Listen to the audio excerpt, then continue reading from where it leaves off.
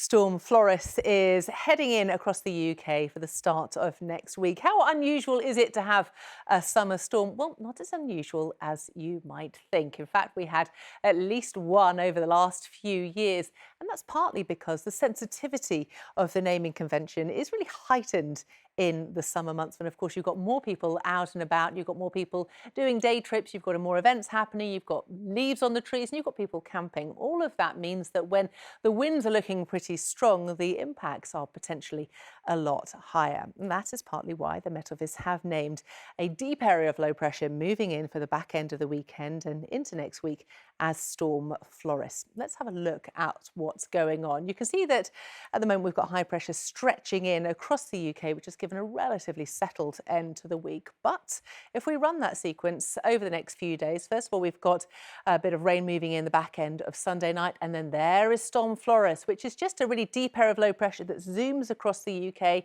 and it clears off the scene by the time we get to Tuesday. Now, by the time we get to the middle of the week and into Thursday, Storm Floris is long gone, but in the wake of that, we've got an area of high pressure which is stretching in behind.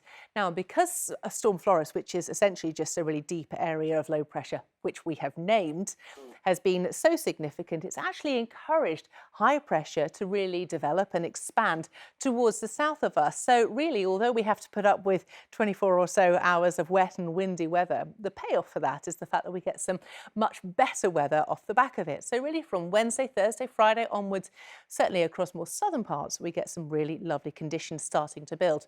Now, we're also getting a vaguely southerly direction of that wind as well. And you can see we're not far off tapping into the really warm air that sits across the near continent. So there is the potential for temperatures to really start rising as we move towards the end of next week. But of course, for the here and now, we do have weather warnings in force associated with that storm.